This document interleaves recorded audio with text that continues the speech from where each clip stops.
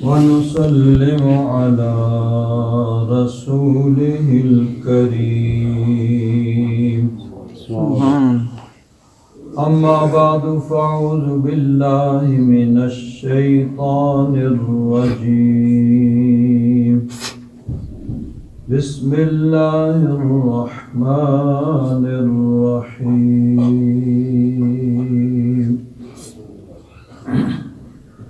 محمد رسول الله والذين معه أشداء على الكفار رحماء بينهم تراهم ركعا سجدا يبتغون فضلا من الله ورضوانا. سبحان الله. تراهم ركعا سجدا يبتغون فضلا من الله ورضوانا. آمنت بالله صدق الله مولانا العظيم وبلغنا رسوله النبي الأمين الكريم ونحن على ذلك لمن الشاهدين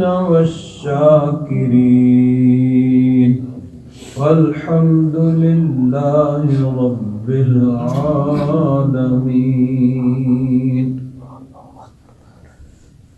إن الله وملائكته يصلون على النبي يا أيها الذين آمنوا صلوا عليه وسلموا تسليما. اللهم صل على سيدنا مولانا محمد وعلى آل سيدنا مولانا محمد وبارك وسلم.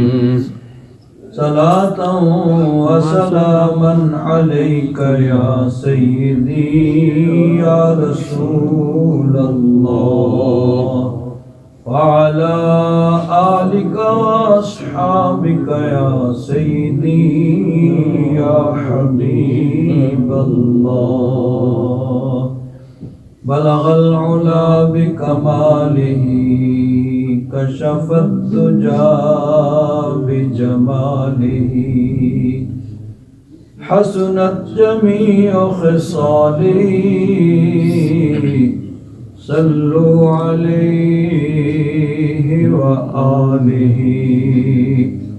يا صاحب الجمال ويا سيد البشر من وجهك المنير لقد نور القمر لا يمكن الثناء كما كان حقه بعد الخدا بزرگ توئی قصہ مختصر.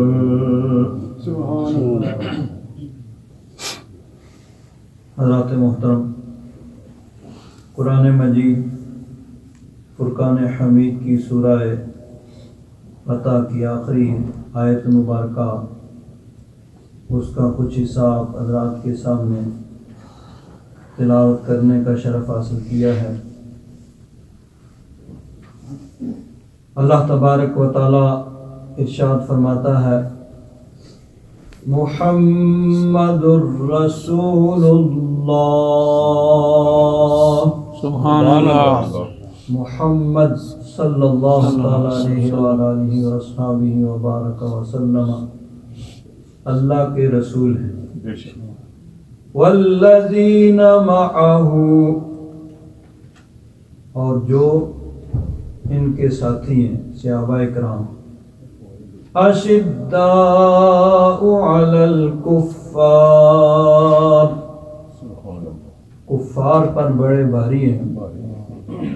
رحماء بینہم، لیکن آپس میں بڑے مہربان اور رحم دل ہیں ایک دوسرے کے لیے. تراہم رکعا سجدا یبتغون فضلا من اللہ ورضوانا. سبحان اللہ. تو دیکھے گا ان کو رکوع کرتے ہوئے، سجدہ کرتے ہوئے، اللہ تبارک و تعالیٰ کی رضا چاہتے ہوئے. اس آیہ مبارکہ میں صحابہ کرام رضوان اللہ تعالیٰ علیہم اجمعین کی شان کو اللہ تبارک و تعالیٰ نے بیان فرمایا. صحابی کسے کہتے ہیں؟ شرعی اصطلاح کے مطابق جو بھی انسان ایمان کے ساتھ نبی کریم صلی اللہ علیہ وسلم کی زیارت کرے، حضور کی ظاہری حیات میں،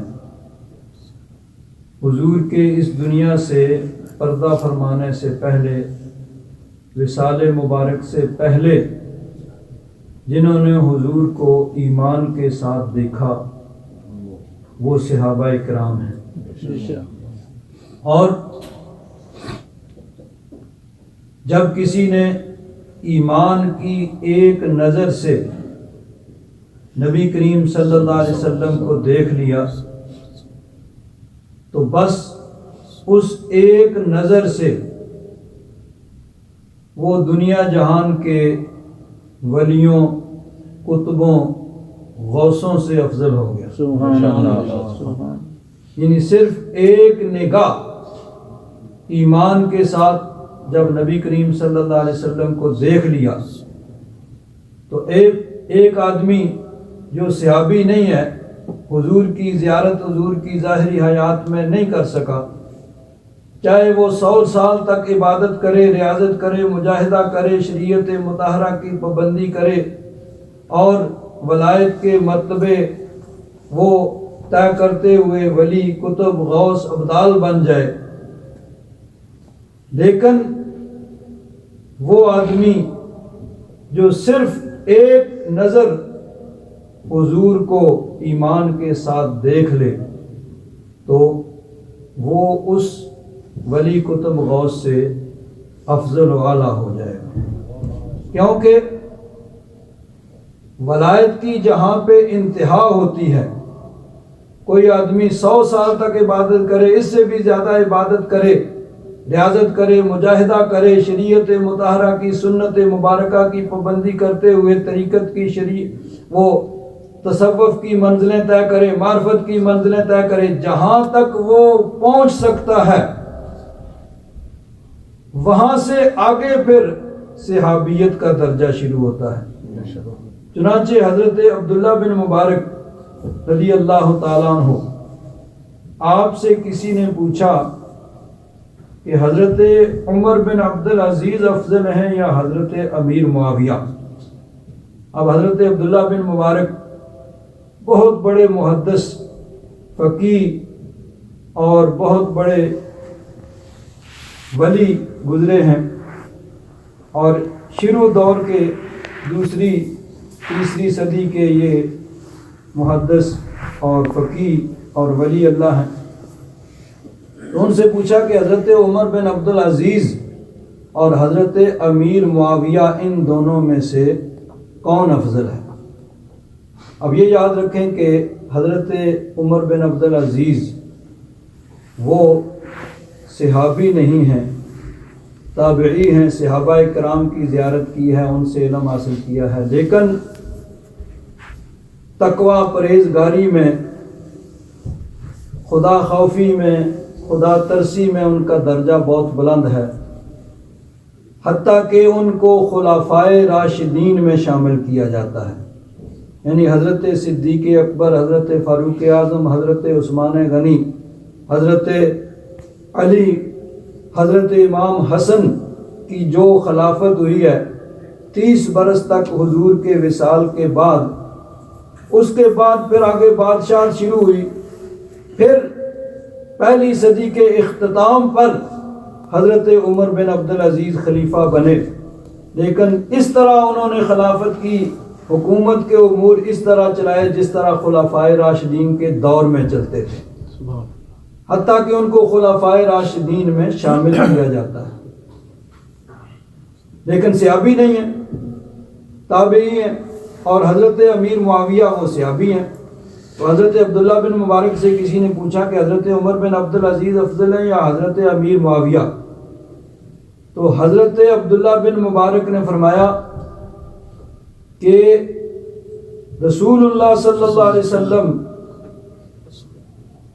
کے زمانے میں صحابہ اکرام رضوان اللہ تعالی علیہم اجمعین، اس دور میں حضرت امیر معاویہ کے گھوڑے کے ناک پہ جو غبار پڑا تھا وہ بھی حضرت عمر بن عبدالعزیز سے 1000 درجہ افضل ہے، کہ کوئی غیر صحابی کے درجے کو کبھی پا ہی نہیں سکتا. کہ جہاں ولایت، قطبیت، غوثیت، ابدالیت کی انتہا ہوتی ہے، وہاں سے صحابیت کا درجہ شروع ہوتا ہے. یعنی اگر کوئی صحابی صرف ایک نظر ایمان کی حضور کی زیارت کرے اور اس کے بعد چاہے اس کا انتقال ہو جائے، نماز پڑھنے کا موقع نہیں ملا، روزہ رکھنے کا موقع نہیں ملا، حج کرنے کا موقع نہیں ملا، زکوٰۃ ادا کرنے کا موقع نہیں ملا، کہیں جہاد میں جانے کا ارادہ نہیں ملا، کوئی اور نیکی کا کام کرنے کا موقع نہیں ملا، صرف حضور کی زیارت کی اور اس کے بعد ان کا وصال ہو گیا، تو چاہے کوئی ولی 100 سال عبادت کر کے وہ اس کے مقام کو نہیں پا سکتا، کیونکہ ولایت جہاں ختم ہوتی ہے وہاں صحابیت وہاں سے شروع ہوتی ہے. اور یہاں یہ بھی یاد رکھیں کہ صحابہ اکرام رضوان اللہ تعالی علیہم اجمعین نے اللہ کی راہ میں ہجرت کی، اپنا گھر بار چھوڑا، اہل و عیال کو چھوڑا، سب کو وطن کو قربان کیا، جائیدادیں قربان کی، مال و دولت قربان کیا، اہل و عیال کی جدائی کو برداشت کیا.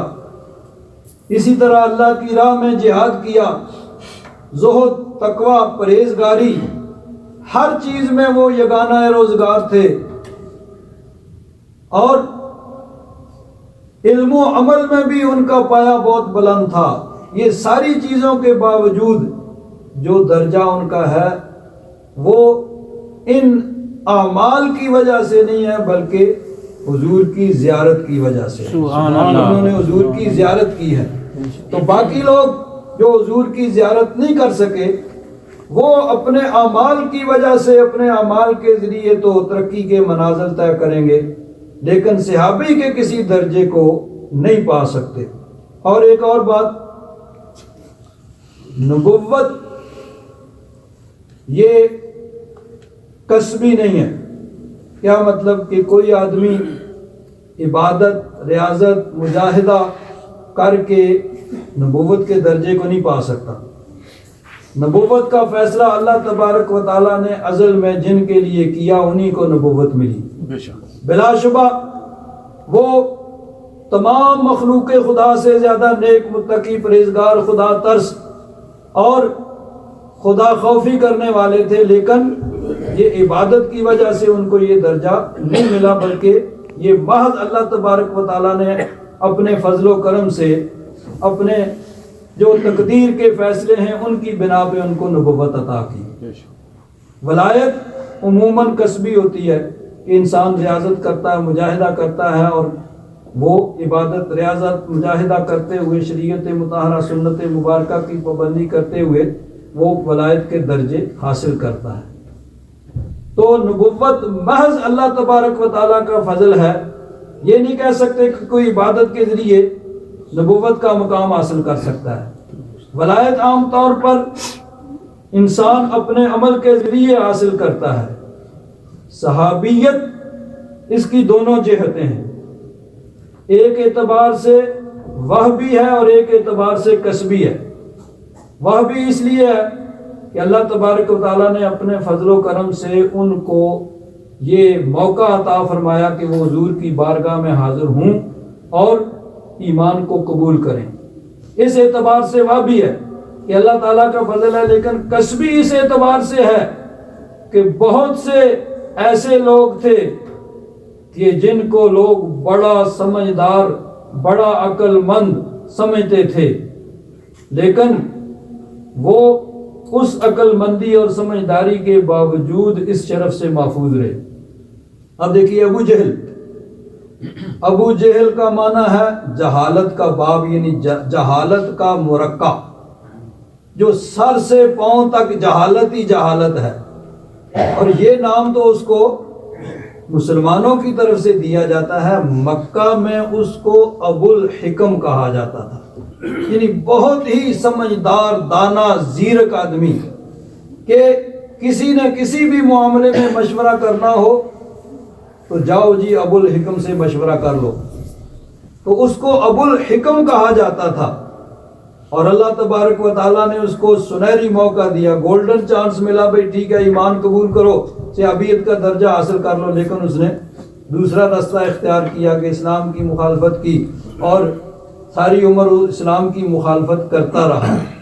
تو یعنی اس اعتبار سے جن صحابہ اکرام کو یہ درجہ ملا، ان کا اپنا عمل بھی اس میں شامل ہے کہ اللہ تعالیٰ نے موقع دیا اور انہوں نے اس کو قبول کیا اور صحابیت کا درجہ حاصل کر لیا۔ تو نبوت محض اللہ تبارک و تعالیٰ کا فضل ہے۔ ولایت عام طور پر انسان اپنے عمل کے ذریعے سے حاصل کرتا ہے، یعنی نبوت وہبی ہے، ولایت کسبی ہے، اور صحابیت ایک اعتبار سے وہبیت ہے کہ اللہ تبارک و تعالیٰ نے ان کو موقع دیا، اور دوسرے اعتبار سے کسبی ہے کہ ان کا اپنا عمل شامل ہے کہ انہوں نے خود اس شرف کو قبول کیا اور حاصل کیا۔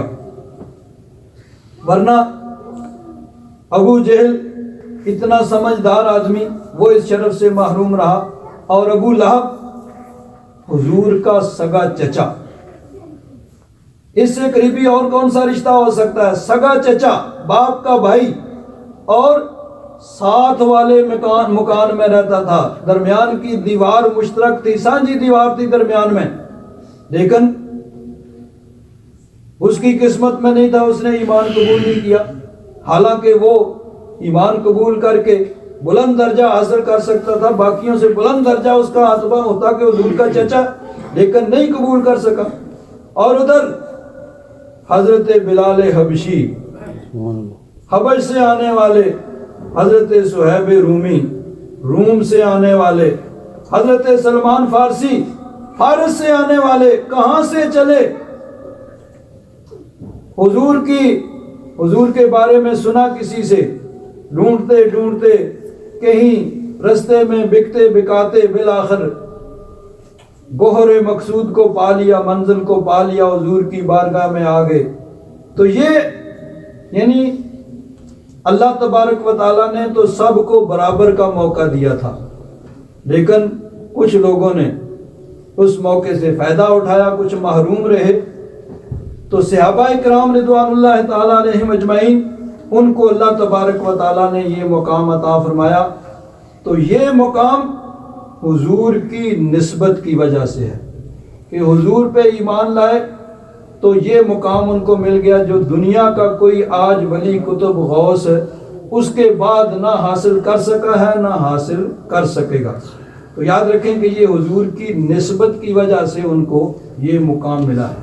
اب دیکھیے، امتیں، ہر نبی کی امت ہوئی ہے، اللہ تبارک و تعالیٰ نے 1,24,000 یا کم و بیش جتنے بھی انبیاء بھیجے سب کی امتیں ہوئی ہیں، لیکن اللہ تبارک و تعالیٰ حضور کی امت کو ارشاد فرماتا ہے، کنتم خیر امت اخرجت للناس، سبحان اللہ، اے میرے محبوب کی امت، تم سب سے بہترین امت ہو جو اس دنیا میں پیدا کی گئی ہے۔ تو وجہ کیا ہے؟ حالانکہ پہلے لوگوں کی عمریں بہت لمبی ہوتی تھیں، اور اس اعتبار سے وہ عبادت، ریاضت، مجاہدہ بھی زیادہ کرتے تھے، سینکڑوں برس امتیں ان کی عمریں ہوا کرتی تھیں۔ حضور نبی کریم صلی اللہ علیہ وسلم کی امت کی عمریں تھوڑی ہیں، عبادت تھوڑی، لیکن یہ درجہ اور مرتبہ جو ملا یہ عمل کی وجہ سے نہیں، حضور کی نسبت کی وجہ سے۔ سبحان اللہ۔ کہ ان کی نسبت اللہ کے محبوب کے ساتھ ہے، حضور کے امت کی نسبت چونکہ اللہ کے محبوب کے ساتھ ہے، تو اس وجہ سے حضور کی امت تمام امتوں سے افضل ہوگی۔ اور دیکھیے حضور نے ارشاد فرمایا خیر القرون کرنی، تمام زمانوں سے بہتر میرا زمانہ ہے۔ سبحان اللہ۔ اور اس کی بھی وجہ یہی ہے کہ اس کو حضور کے ساتھ وہ نسبت ہے جو باقی زمانوں کو نہیں ہے۔ اللہ تبارک و تعالیٰ نے قرآن پاک میں ارشاد فرمایا یا نساء النبی لستن کاحد من النساء ان اتقیتن، اے نبی کریم صلی اللہ علیہ وسلم کی ازواج مطہرات، لستن کاحد من النساء، تم عام عورتوں کی طرح نہیں ہو۔ کیوں بھائی؟ بظاہر تو وہ بھی عام عورتوں کی طرح کھانا پینا، اٹھنا بیٹھنا، چلنا، گفتگو کرنا، ہر کام، 2 ہاتھ 2 پاؤں 2 آنکھیں 2 کان ناک زبان، ہر چیز تو باقی سب لوگوں سب عورتوں کی طرح ہے۔ بظاہر تو کوئی ایسی چیز نہیں ہے، فرق کوئی نہیں ہے، سب عورتیں برابر ہیں ظاہر میں، لیکن اللہ تعالیٰ فرماتا ہے یا نساء النبی، اے نبی کی بیویوں، لستن کاحد من النساء، تم عام عورتوں کی طرح نہیں ہو۔ تو فرق کیا ہے کہ تمہیں میرے محبوب کے ساتھ زوجیت کی نسبت ہے جو باقیوں کو حاصل نہیں ہے۔ اس اعتبار سے تم عام عورتوں کی طرح نہیں ہے، دنیا کی کوئی عورت تمہاری طرح تمہارے درجے اور مرتبے کو نہیں پا سکتی، ان اتقیتن، بشرطے کہ تم تقوی اور پرہیزگاری کو اختیار کرو، ایمان اور اعمال صالحہ۔ تو اب حضور کی ازواج کو اللہ تعالیٰ مخاطب کر کے فرماتا ہے کہ تم عام عورتوں کی طرح نہیں ہو، کہ تمہیں میرے محبوب کے ساتھ وہ نسبت ہے جو باقیوں کو حاصل نہیں ہے۔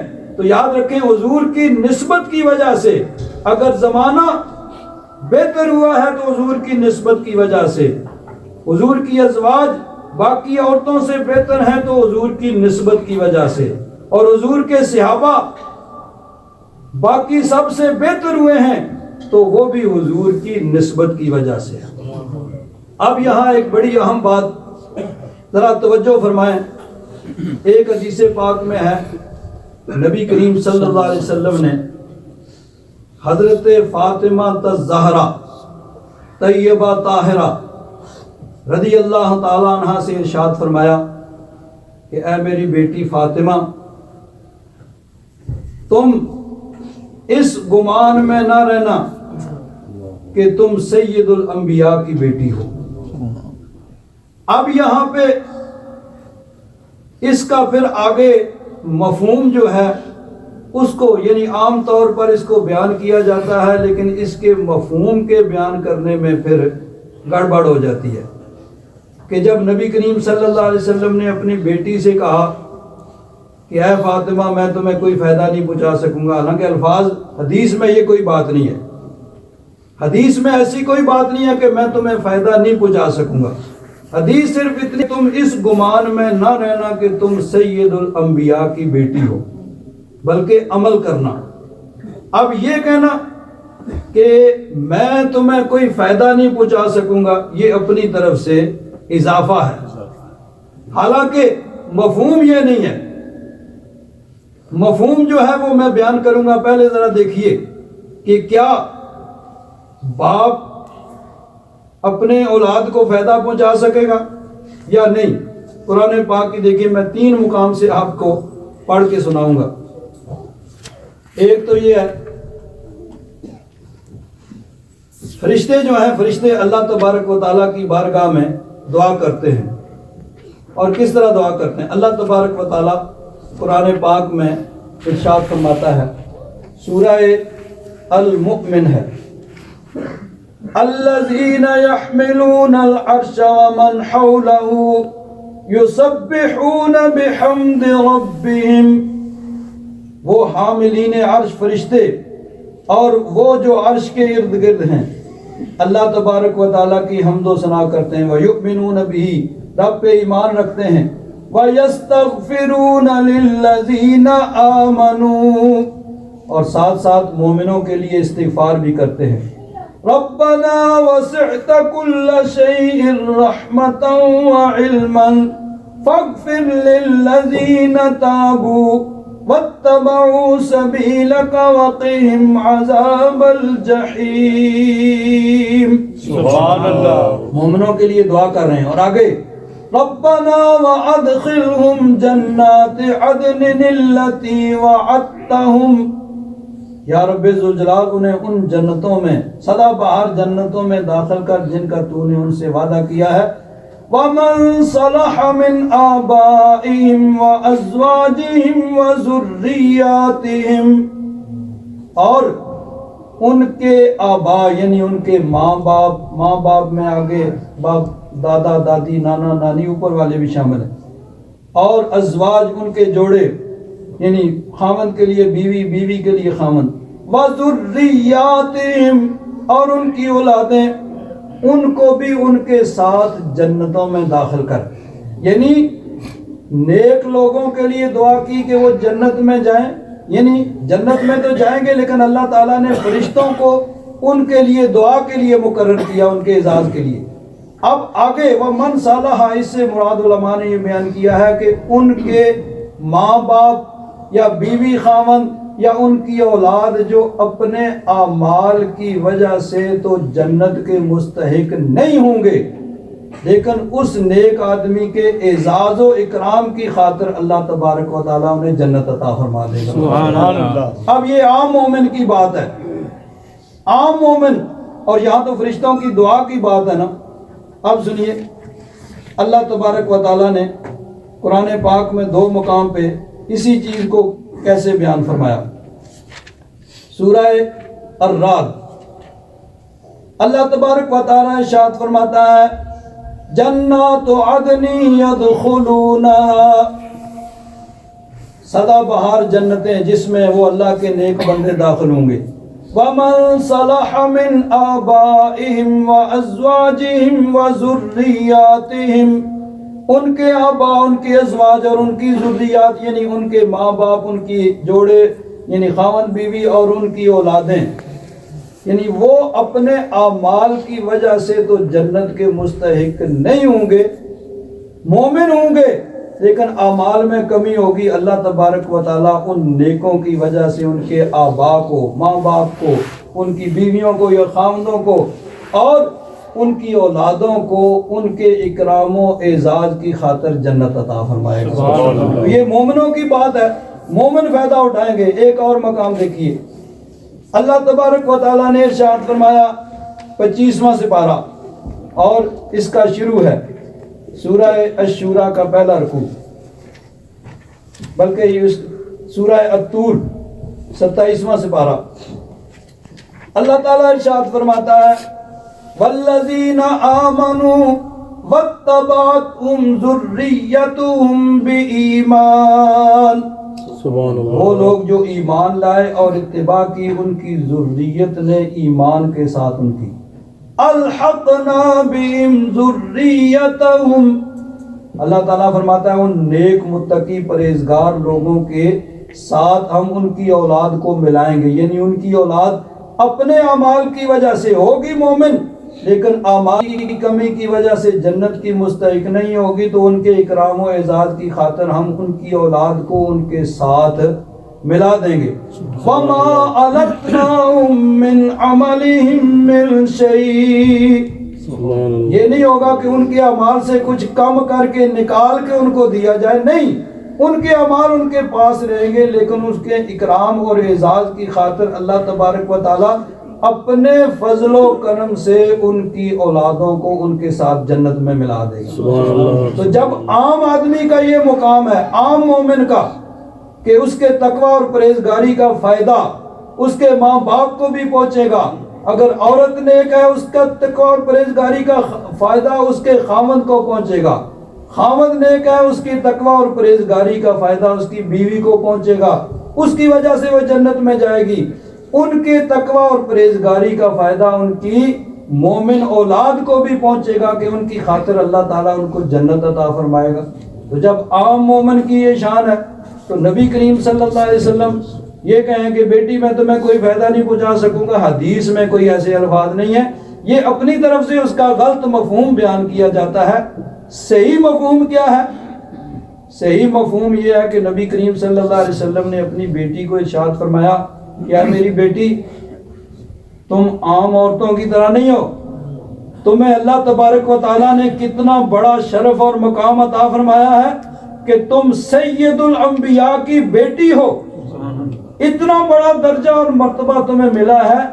اب اس درجے اور مرتبے کا تقاضا یہ ہے کہ تم اتنی عبادت کرو، اتنی ریاضت کرو، اتنا مجاہدہ کرو کہ کوئی تمہاری اس عبادت اور ریاضت اور مجاہدوں کو پہنچ نہ سکے۔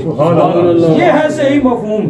اور یاد رکھیں پھر حضرت فاطمہ الزہرا نے کتنی عبادت کی کہ ایک ایک سجدے کے اندر ساری رات گزر جاتی تھی۔